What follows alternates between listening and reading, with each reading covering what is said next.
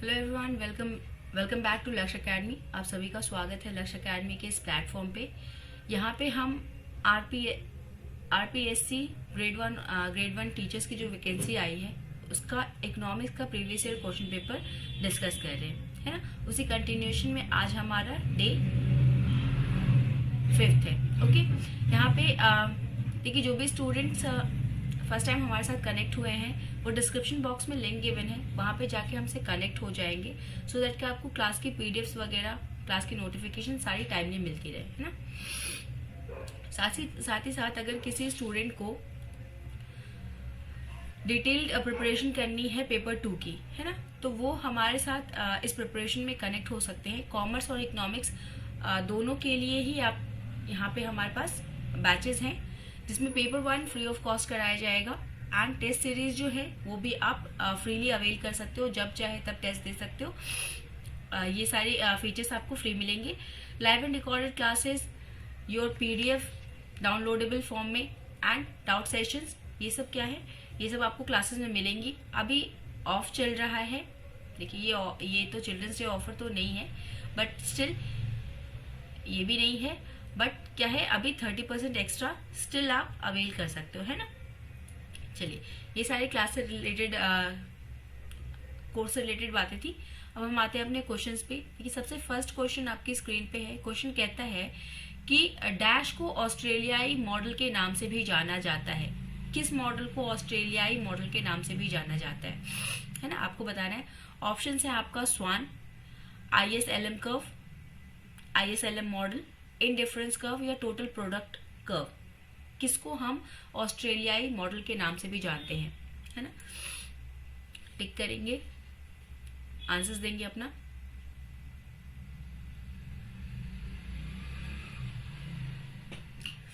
देखिए जिन भी स्टूडेंट का आंसर ए है ना, ए के अलावा और कोई सही नहीं है, सिर्फ ए आपका सही है। देखिए ये एक ऑस्ट्रेलिया के इकोनॉमिस्ट थे जिनका नाम था ट्रेवर स्वान, उन्हीं के नाम पे इस मॉडल का नाम रखा गया है। इन्होंने ये मॉडल दिया था जब ग्रेट डिप्रेशन आया था आपका, है ना, जब मार्केट में, इकोनॉमी में ग्रेट डिप्रेशन आया था इन 1956, तभी ये मॉडल इन्होंने दिया था। ओके, ये कुछ कंट्रीज के बारे में है ना, ये मॉडल कुछ कंट्रीज के बारे में जिनकी करेंसी आपकी पेग है। आया कब था? 1956 में। दिया किसने था? ट्रेवर स्वान ने, ऑस्ट्रेलिया के थे, इसीलिए इसका नाम क्या है, ऑस्ट्रेलियाई मॉडल के नाम से भी जानते हैं और स्वान मॉडल के नाम से भी जानते हैं। चलिए नेक्स्ट क्वेश्चन कह रहा है, नेक्स्ट क्वेश्चन है कि बढ़ी हुई CRR का प्रभाव कम हो जाएगा या फिर समाप्त हो जाएगा। 4 ऑप्शंस दिए हैं, इन चारों में से कौन सा होगा अगर, तो आपका CRR का बढ़ना नलीफाई हो जाएगा या उसका इफेक्ट कुछ नहीं होगा। बताइए। जब बैंक रेट रिड्यूस होंगे, जब securities are sold in the open market, जिसको हम OMO बोलते हैं, ओपन मार्केट ऑपरेशंस बोलते हैं, या फिर स्टैट्यूटरी लिक्विडिटी रेशियो आपका डिक्रीज हो जाए, या people do not borrow from the non banking institutions. कौन से केस में आपका CRR का इंक्रीज होना नलीफाई या रिड्यूस हो जाएगा?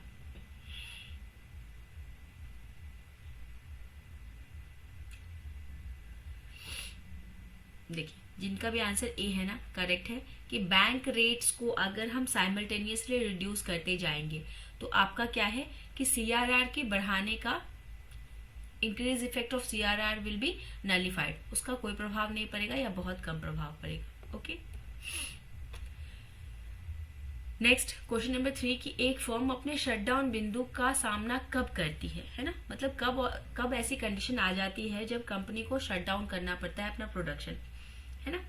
जब उसका average total cost is equal to the price at profit, ठीक है, at the profit maximising the level of output, या फिर average variable cost is equal to the price of profit maximising at the level of output.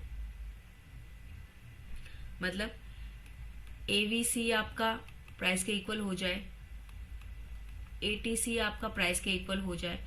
Third condition कह रहा है कि आपका AFC average fix cost is equal to आपका price हो जाए, या फिर marginal cost is equal to price हो जाए, है ना। बताइए कब शट डाउन करना पड़ेगा उसे।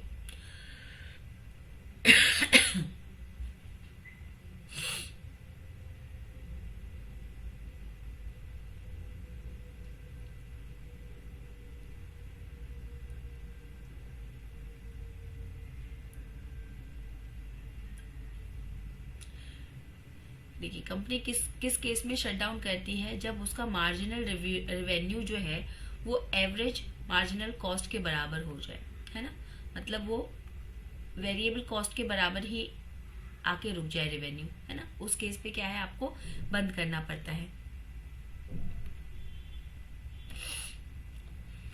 नेक्स्ट बहुत इजी क्वेश्चन, डेफिसिट का बजट क्या कहलाता है ना। डेफिसिट बजटिंग हम कब कहते हैं कि कब हमें डेफिसिट हो गया है ना।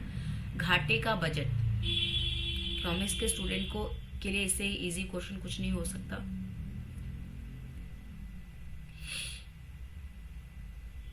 ऑप्शंस है कि जब हमारे एक्सपेंसेस एक्सीड कर जाते हैं रेवेन्यू से, रेवेन्यू एक्सीड करता है एक्सपेंस से, revenue is equal to expenses, and none of these. घाटा कब होगा आपका, जब आपके एक्सपेंसेस ज्यादा होंगे, रेवेन्यू कम होगी, है ना, इसमें गलती होने की कोई संभावना नहीं बनती है ना। चलिए एनएनपी पे क्वेश्चन है कि साधन मूल्य लागत पर शुद्ध राष्ट्रीय उत्पाद है equal to national income, less than national income, more than national income, या sometimes less than national income. देखिए आपका नेट नेशनल प्रोडक्ट क्या होता है कि किसी भी कंट्री के रेजिडेंट द्वारा, है ना, दूसरी कंट्रीज में, मतलब जो कंट्री के रेजिडेंट है वो कहीं भी किसी भी सोर्सेज से कहीं भी जनरेट कर रहे हैं इनकम, वो जब बाउंड्री में इंक्लूड होती है ना, तब उसको हम एनएनपी बोलते हैं। इसमें हम क्या करते हैं, एक्सक्लूड करते हैं हम इसमें इनडायरेक्ट टैक्सेस, एंड इंक्लूड क्या करते हैं हम यहाँ पे, इंक्लूड क्या कर लेते हैं आपका बताइए, एक्सक्लूड करते हैं indirect taxes and include subsidies को इंक्लूड कर लेते हैं और इनडायरेक्ट टैक्सेस को एक्सक्लूड कर लेते हैं। ठीक है, ये हमेशा आपका इक्वल टू नेशनल इनकम।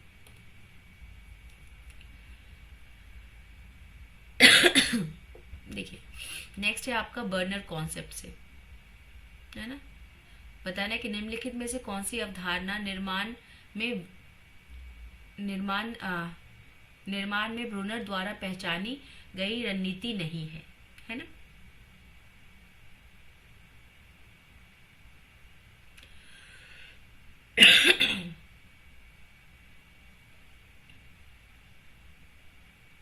बताएंगे simultaneous scanning, successive scanning, conservative focusing, या फिर परसेप्टिबिलिटी।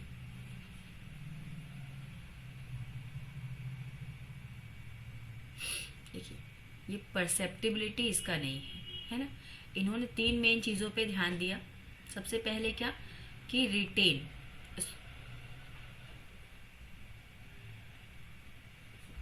सबसे पहले क्या acquire, then retain, and then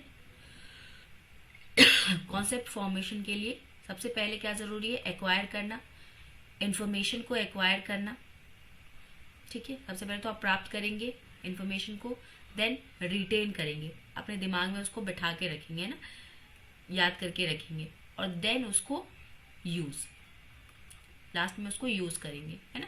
पहले हमने इंफॉर्मेशन, कोई चीज हमने पहले सीखी, फिर उसको दिमाग में स्टोर रखी, है ना, फिर उसका यूज किया, है ना। अगर आप समझ ही नहीं पाए तो कहाँ से उसको यूज करेंगे। और यहाँ पे परसेप्टिबिलिटी ये आपका इन्होंने नहीं दिया था कॉन्सेप्ट फॉर्मेशन में, दिया क्या था वो आपको बता दिया गया।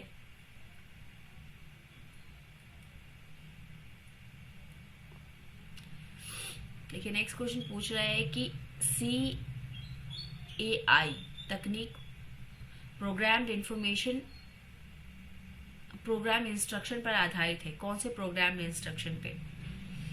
देखिए इसमें तो कुछ समझने वाली बात नहीं है। ये आपका फ्रेम बेस्ड CAI है। CAI का फुल फॉर्म क्या है? कंप्यूटर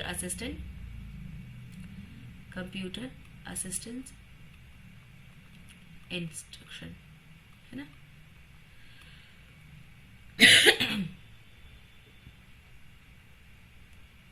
नेक्स्ट क्वेश्चन बताएंगे, मुफ्त बाजार फ्री मार्केट में वस्तुओं और सेवाओं का अकुशल वितरण क्या कहलाएगा, है ना।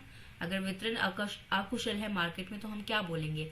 एक्सटर्नल बेनिफिट है, बाहरी लाभ है, मार्केट फेलियर है, संतुलन है ना। संतुलन कैसे हो सकता है जब यहाँ पे इनएफिशिएंट है, संतुलन या फ्री ट्रेड, फ्री ट्रेड की बात भी नहीं आती।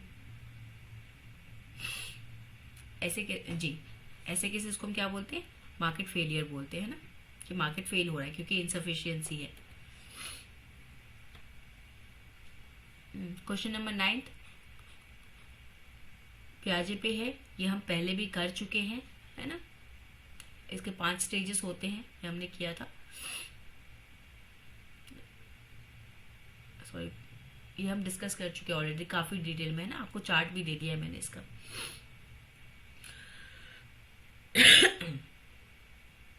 देखिए इसका दूसरा क्या है, पहला सेंसरी मोटर, दूसरा प्री है, दूसरा प्री ही है आपका। Okay,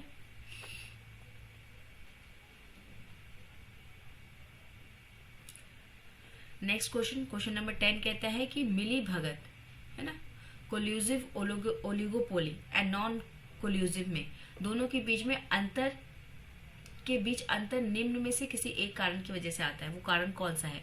cooperation among the firms, competition among the firms, degree of monopoly, oligopoly में डिग्री ऑफ मोनोपोली की क्या बात होगी, देन आपका नन ऑफ द अबव।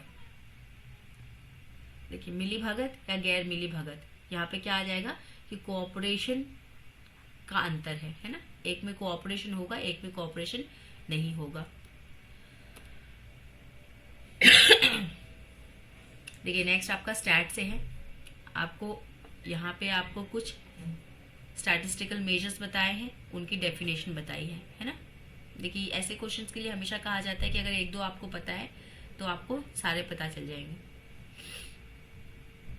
देखिए measure of spread of data about the mean, data का मीन के आसपास फैला होना, कोफिशिएंट ऑफ रेंज नहीं है, मीन डेविएशन नहीं है, मीन डेविएशन या स्टैंडर्ड डेविएशन।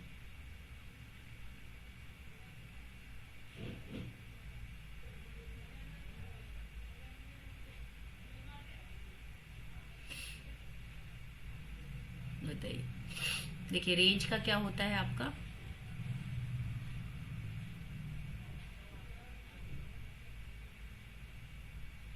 है ना, यानी कि आपका ये हो जाएगा, है ना, 2 का सी। देखिए एक ही में है 2 का सी, आपका ऑप्शन क्या है, सी करेक्ट हो जाएगा। मीन डेविएशन,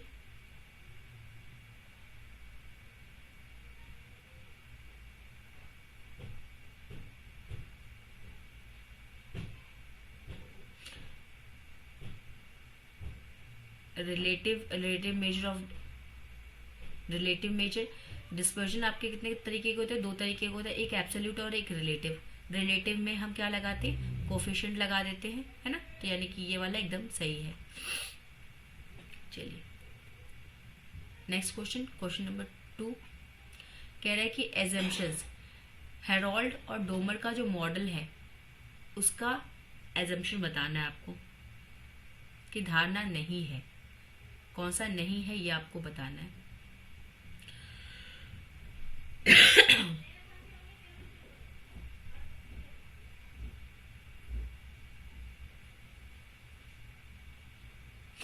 देखिए एब्सेंस ऑफ गवर्नमेंट इंटरफेरेंस होता है, ठीक है। General price level remains constant होता है। There is no change in interest rate, ये भी होता है। आपका होता क्या नहीं है, ये average production cost is equal to average production marginal production cost, ये आपका नहीं है एजम्पशन।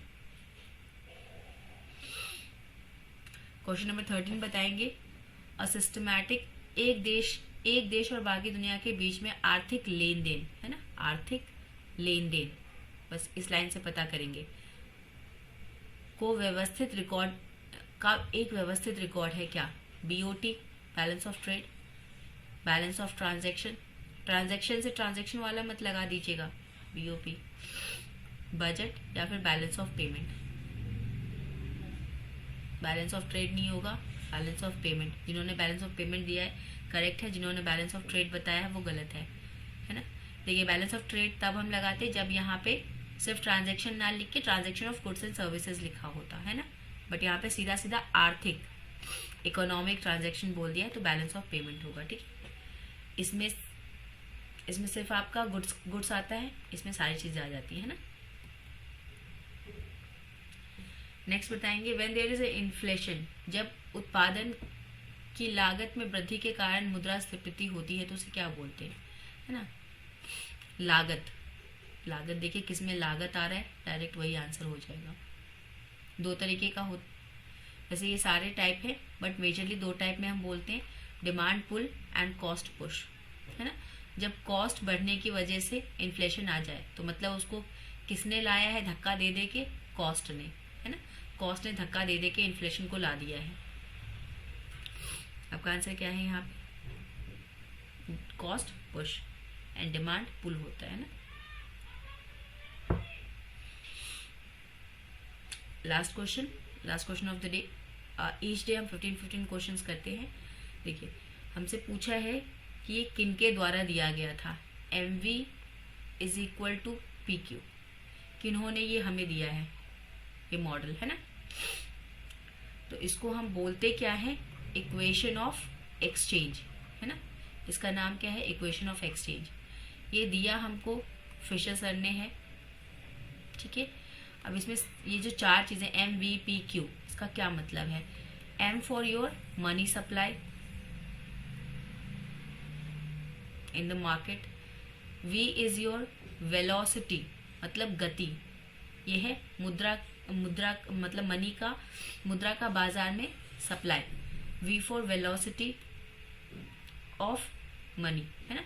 मतलब जो मनी है कितनी तेजी से किस एक हाथ से दूसरे हाथ कितनी तेजी से जा रही है।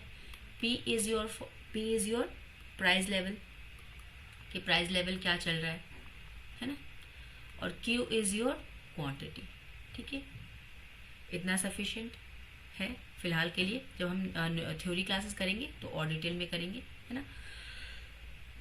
ये आपका इक्वेशन ऑफ एक्सचेंज है, दिया फिशर सर ने है, और इन सभी का मतलब ये है, ठीक है। That's all for today.